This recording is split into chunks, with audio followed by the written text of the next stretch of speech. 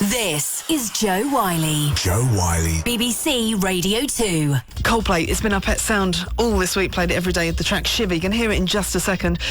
Things you might have missed that I've said about Coldplay this week. They're a four-piece band who all met at UCL. They worked as barmen and cleaners before getting signed, and still probably do it at the weekends. They actually signed their deal aboard 2 rowing boats on the Serpentine in Hyde Park. Why? I guess we'll find out in a minute. They're all aged between 21 or 22, and they like Greek and Roman sculptures. Oh, God. That's Chris from Coldplay. What? So is that all there? You're regretting that? No, that was an old press release. Old joke, was it? Well, it's a joke that went horribly wrong. Because everywhere we go, people ask us about that, expecting us to be sort of professors of wisdom. And we just look a bit embarrassed. It was just funny at the time. So how are you? Yeah, very well. I'm at home, actually. I'm just eating cakes and writing thank you letters. Eating thank you letters for what? For Christmas, actually. Christmas? It's February now. I know. That's what I've been having to apologise at the beginning of each one. But I'm well impressed that you actually write thank you letters. I know. I've never met anyone like you before. Well, we should actually have people to do it for us now, but we don't. Well, year's time, it'll all be different. Exactly. It'll all change. So why did you sign your deal aboard 2 rowing boats, or did you not at all? Right, no, we did. That was, I don't know, we were just in an office. It was in the middle of summer, it was really hot. Yeah. And we'd always wanted to go rowing on that lake in, London. Yeah. So we thought, why not get someone else to pay for it? And sign a deal at the same time. It's only 50p. I know. But we were like, we didn't have so much money then. The sound of a very young Chris Martin and a not quite so young me back in 2000 when the album Parachutes was released. The very first time I interviewed Chris, it was Radio 1. I'd heard Shiver, fell in love with the song and made it my pet sound. For me, that song will always be special. But it comes from an album that also featured Trouble, Don't Panic, Spies, Everything's Not Lost and Yellow. In every interview that I did with the band for the first 15 years or so, Chris would always describe them as the 7th greatest soft rock band to come out of the UK, or the 10th, or the 12th, depending on his mood. But the fact is, they, as a band, always stood out, and the songs from Parachutes have stood the test of time, as you will hear. It's a snapshot, this album, of Coldplay at a moment in time, and it's Chris, Guy, Will and Jonny's story to tell. Let's start at the very beginning.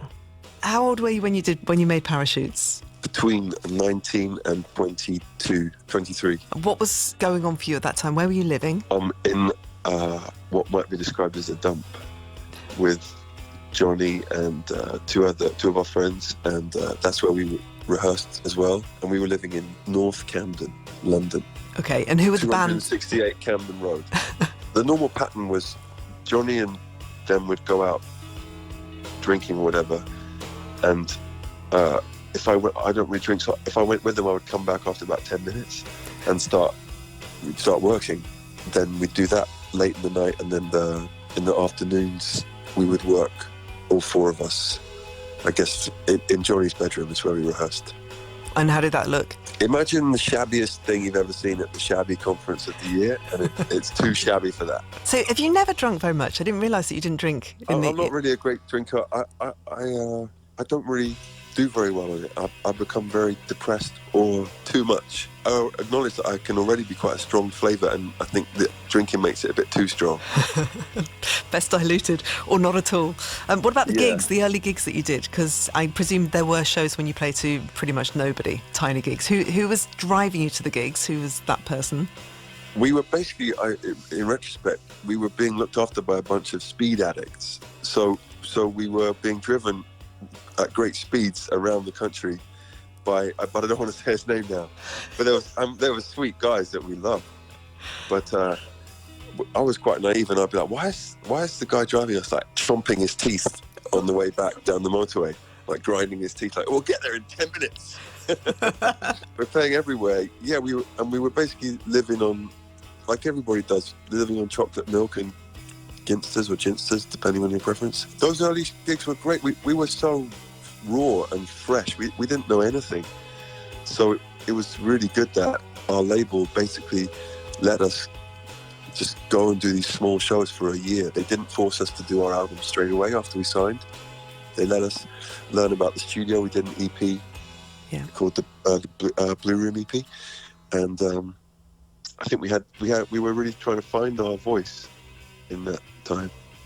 And did you feel you found it with Parachutes? Were you happy with the album?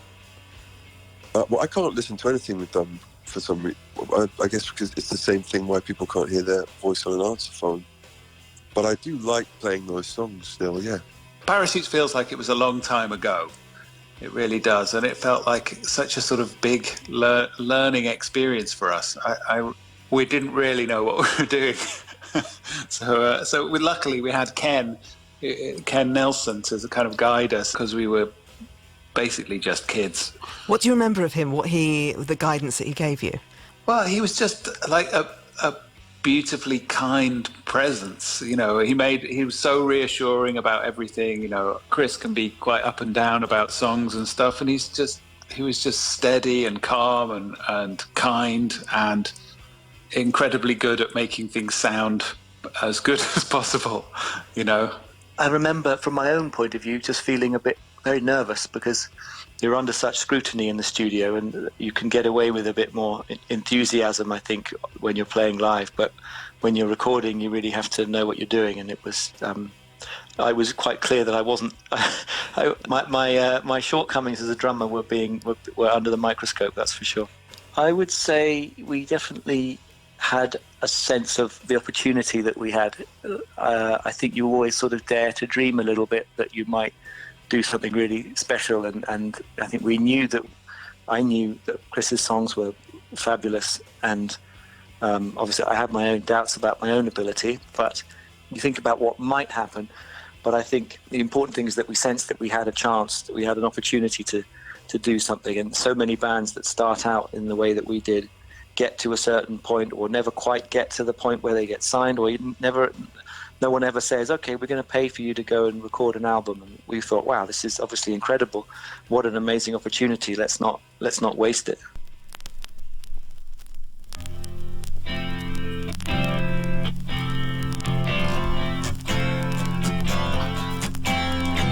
Bones sinking like stones, all that we fall for. Homes, places we've grown, all of us are done for. And we live in a beautiful world. Yeah, we do, yeah, we do. We live in a beautiful world. Bones sinking like stones, all that we fall for. Places we've grown, all of us are done for. And we live in a beautiful world. Yeah, we do, yeah, we do. We live in a beautiful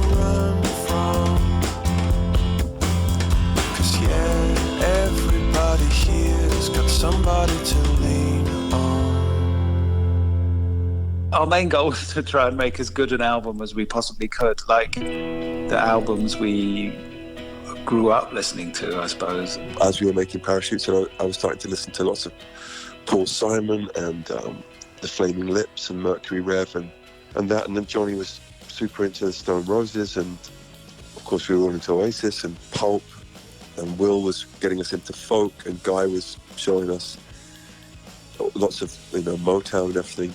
But I think you can really hear where we come from in terms of what we were listening to as teenagers. We're still finding our own thing, and our influences are perhaps less diverse, because we didn't have we didn't know so much about music from everywhere. Of course. So Shiver is like a Jeff Buckley tribute to me. Anytime I sing it, it's in a way just saying, hey, I really love Jeff Buckley. So I look in your direction, but you pay me no attention, do you?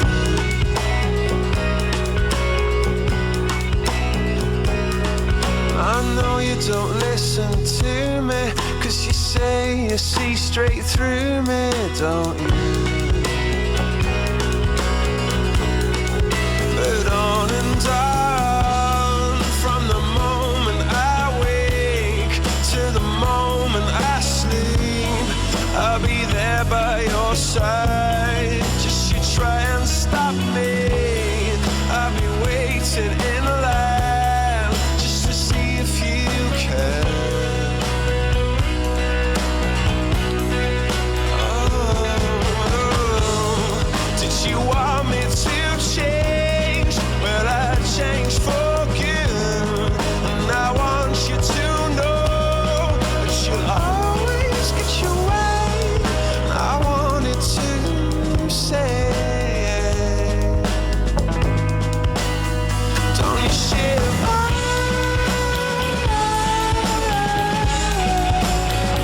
You shiver.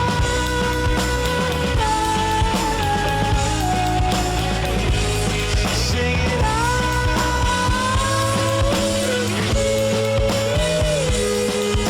I'll always be waiting for you.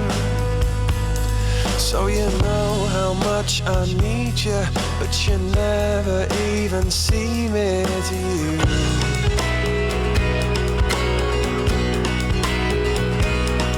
And is this my final chance of getting you? But on and on, from the moment I wake to the moment I sleep, I'll be there by your side. Just you try and stop me, I'll be waiting in line just to see if you can, if you can. Oh, did you want me to change? Well, I changed for good, and I want you to know that you'll always get your way. And I wanted to say, don't you shiver? Don't you shiver?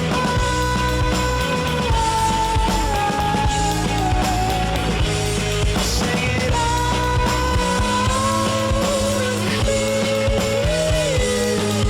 I'll always be waiting for you.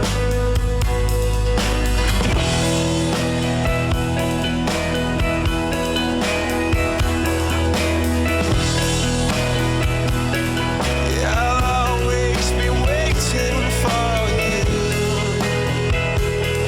Yeah, I'll always be waiting for you. Yeah, I'll always be waiting for you. For you, I will always be waiting. And it's you I say, but you don't see me. And it's you I hear, so loud and so clear. I sing it loud and clear. And I'll always be waiting for you. So I look in your direction, but you pay me no attention. And you know how much I need you, but you never even see me.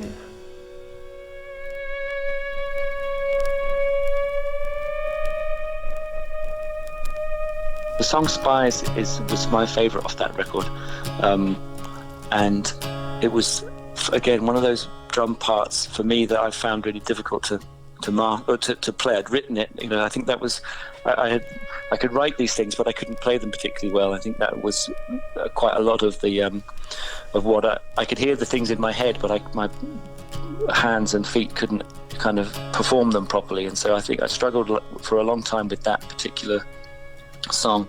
There were lots of those kind of feelings in that session where I'd be on my 15th drum take or something, just thinking, oh God, I'm never going to get this. And how were the rest of the band when you were struggling? They were very supportive. Okay. I think they were understanding. Obviously, I think it was clear by that point that they were better at their instruments than I was at mine, and I just needed to catch up. And so, hang on, so you weren't a drummer like originally. How did this happen? Just tell me the quick story.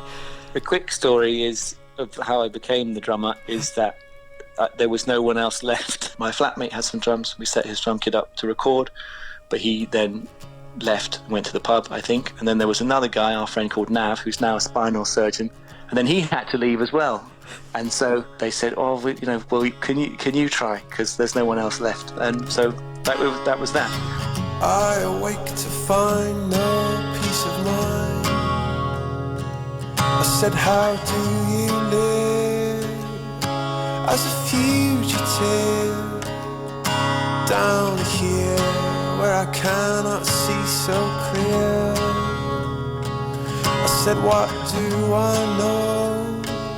Show me the right way to go. And the spies came out of the water. But you're feeling so bad, 'cause you know. And the spies hide out in every corner, but you can't touch them, no. 'Cause they're all spies.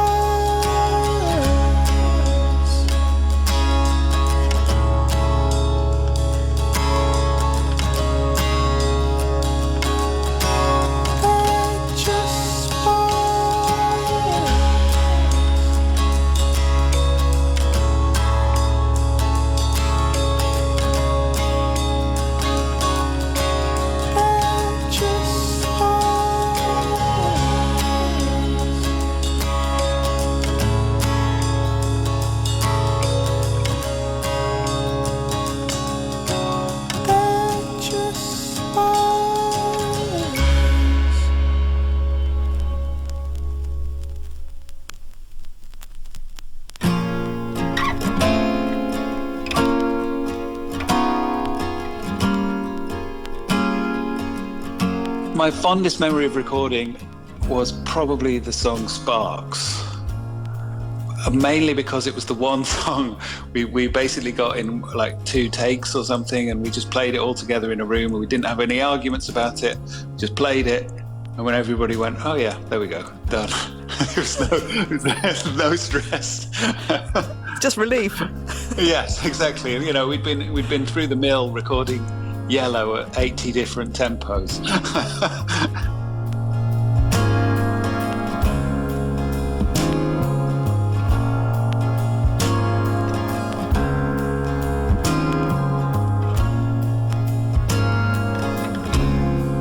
Drive you away. I know what you'll say. You say, oh, someone you know.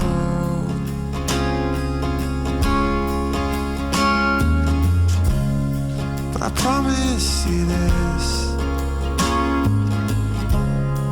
I'll always look out for.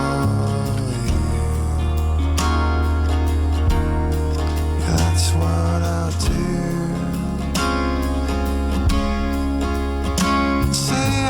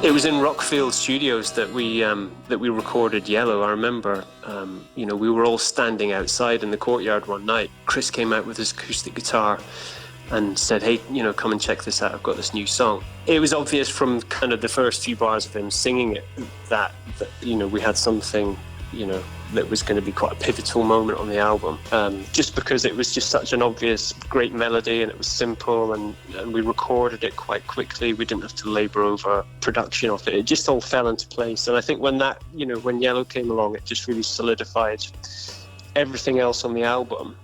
And it allowed us to have those quieter moments, songs like We Never Change. How do you feel about Yellow now?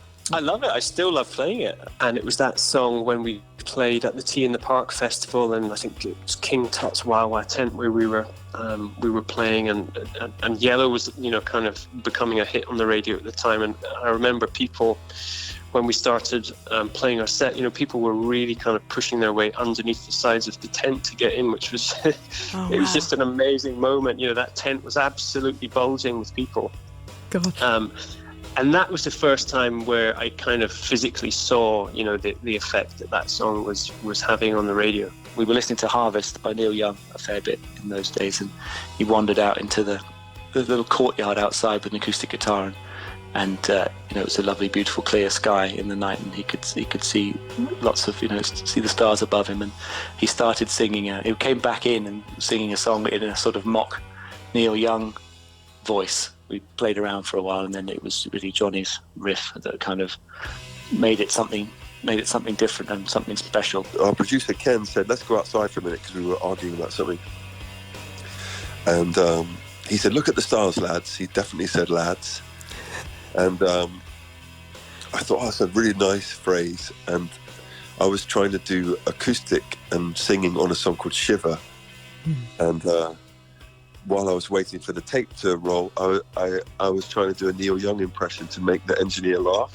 And I thought, God, Neil Young would really sound good saying the word stars, because he hits his R's so hard. So I was like, "Look at the stars," like that. And then this song just like pushed through the door. Then I just had to follow it, if you see what I mean. I'm glad you did.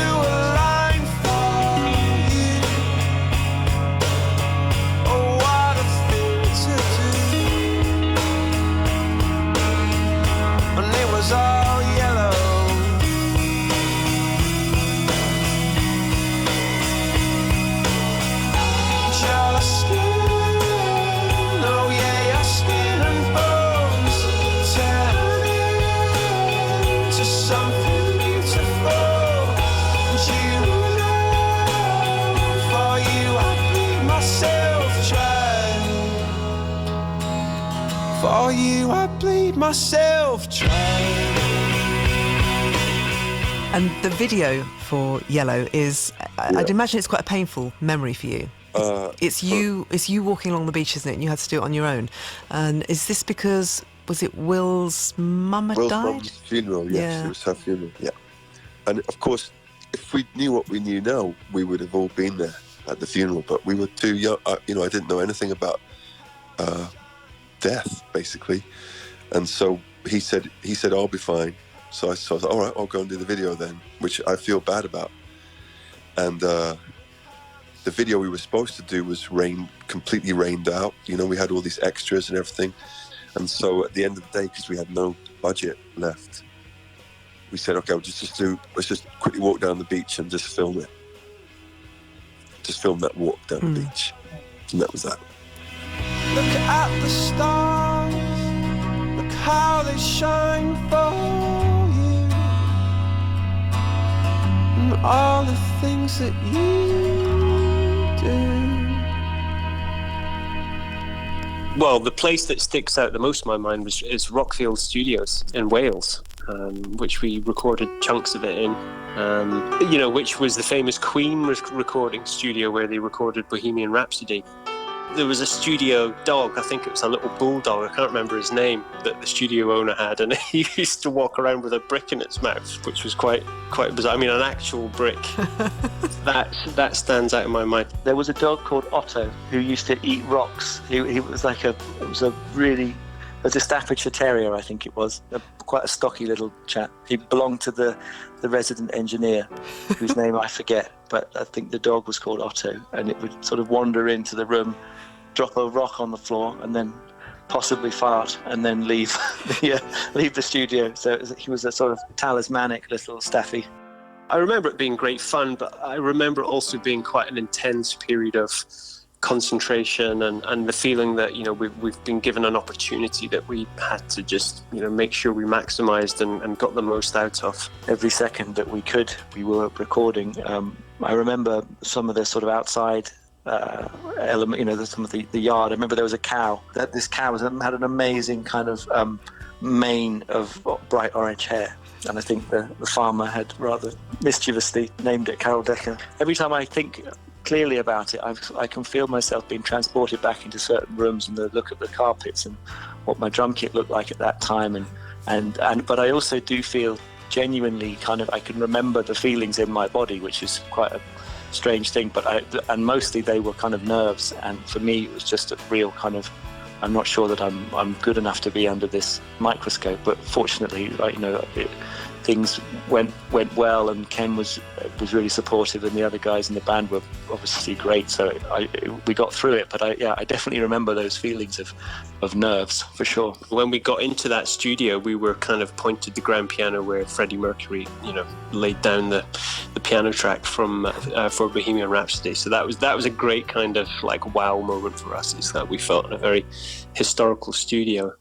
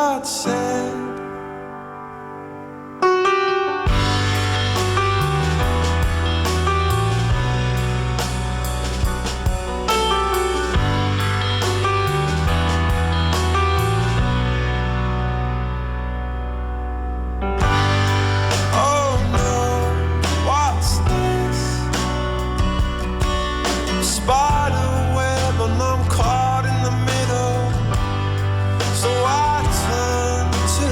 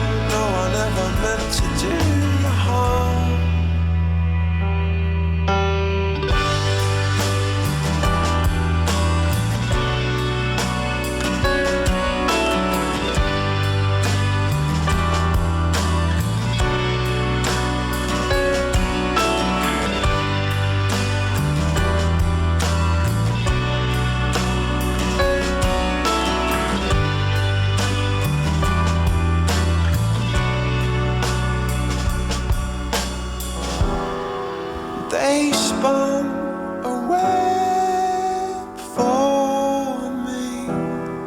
They spun a web for me. They spun a web for me.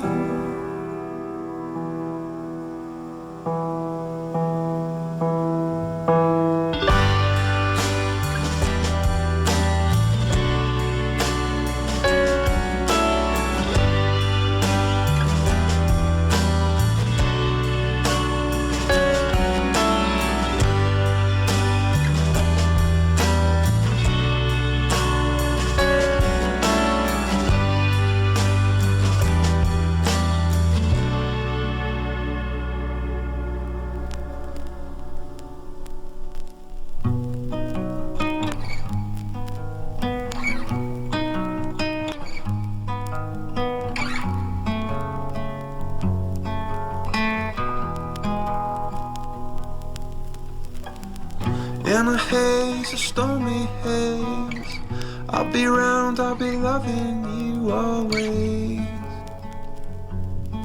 always. Here I am and I'll take my time. Here I am and I wait in line always,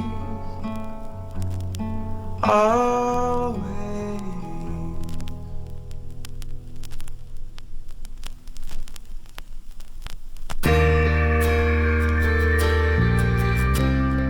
High Speed feels like one of the earliest songs I think we ever recorded.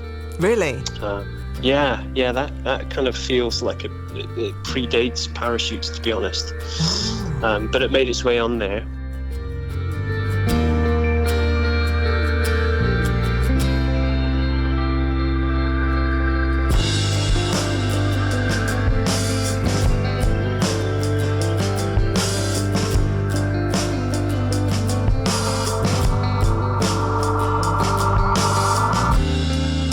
Can anybody fly this thing?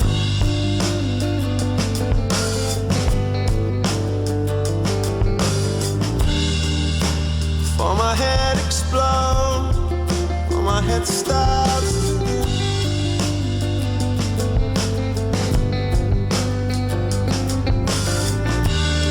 We've been living life inside a bubble.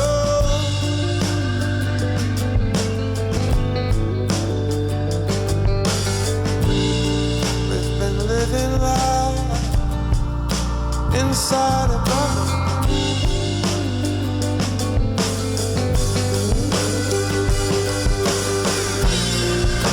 Confidence in you is confidence in me. Is confidence in a higher speed.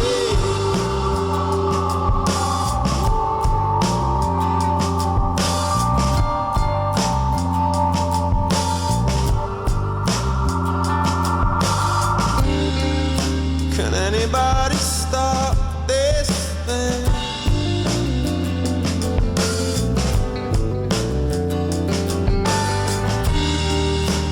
For my head explodes, for my head stops.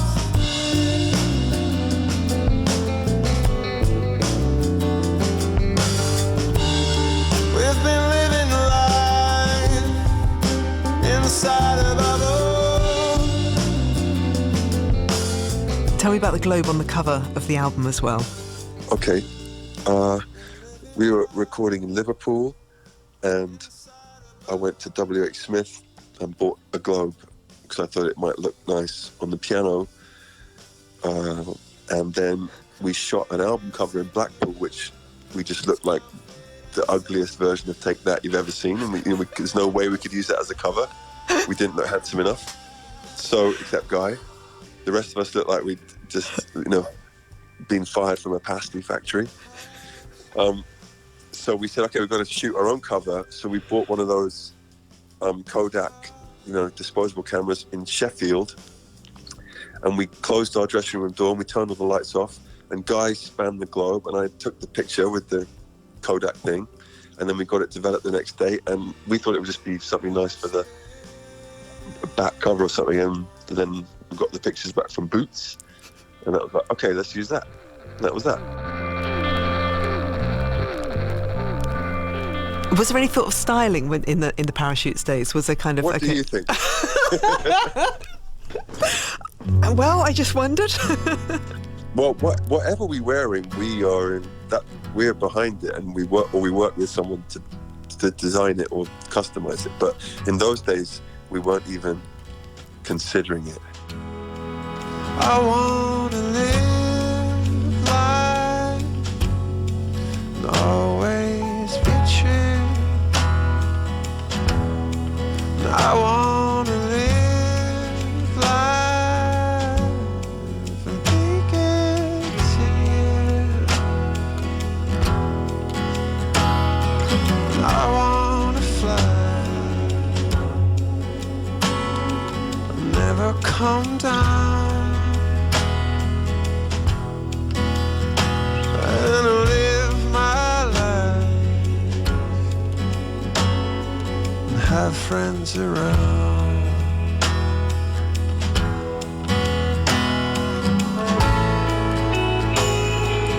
We never changed, we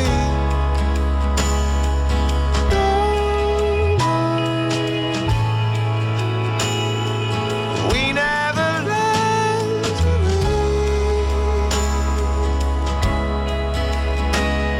So I wanna live in a wooden house. We're making more friends would be easy.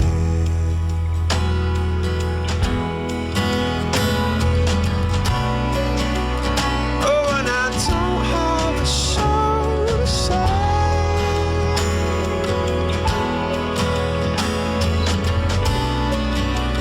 Yes, and I sit every single day.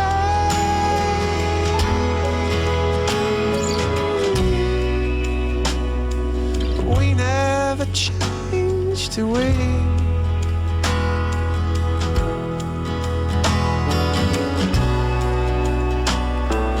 We never learned, do we?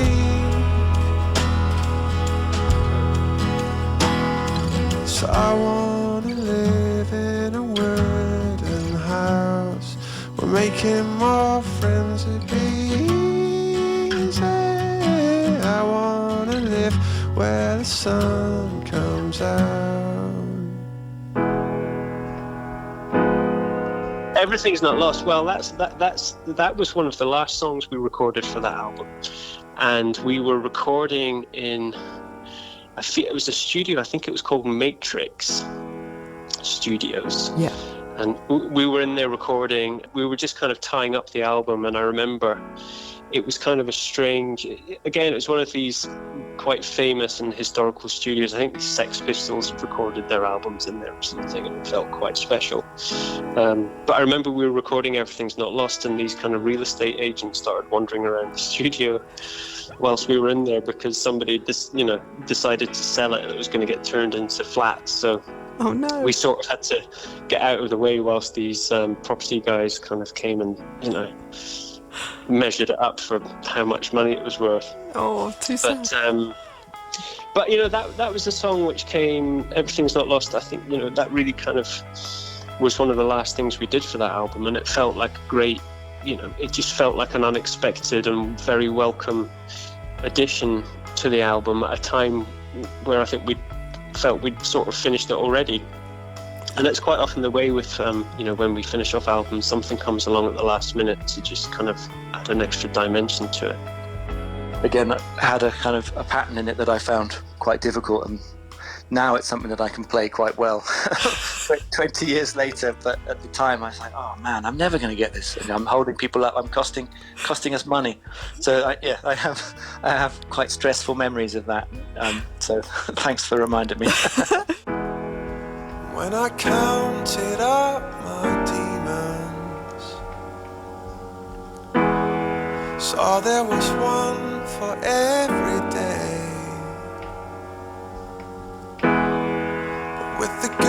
hands on my shoulders. I drove the other ones away. So if you ever feel neglected, and if you think that all is lost,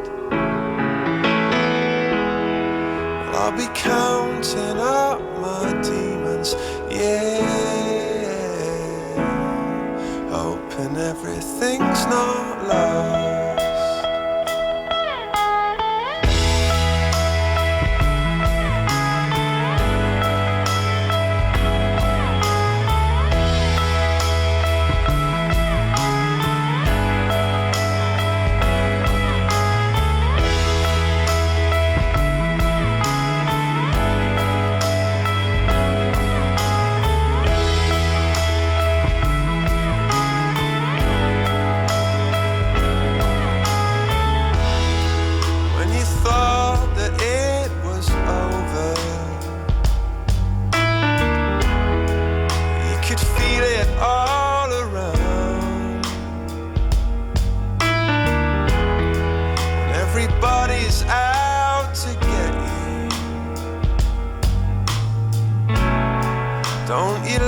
Drag you down. 'Cause if you ever feel neglected, if you think that all is lost, I'll be counting up my demons, yeah, hoping everything's not lost.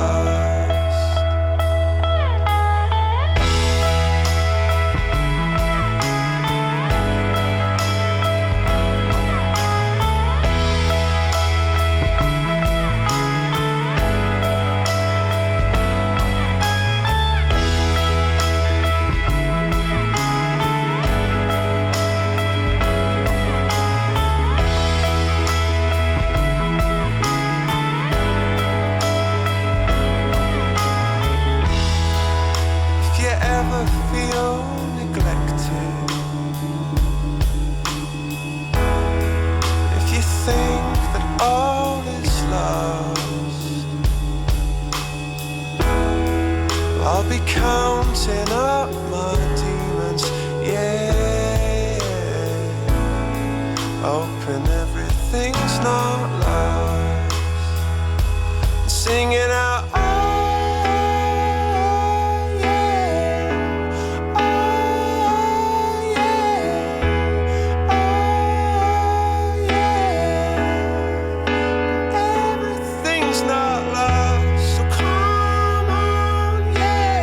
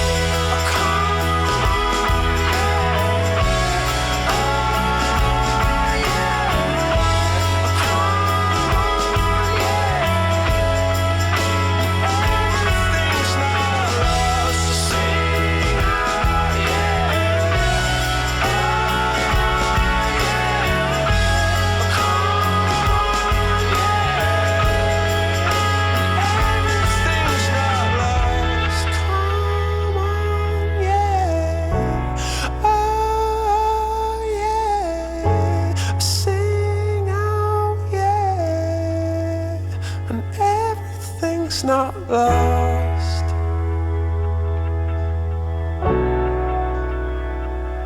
We were happy with it. We had no idea that we made what we'd made, really, when we made the album. The first single, was, it did okay, but it sort of went in at like number 37. So we didn't imagine that the album would be a massive smash after that.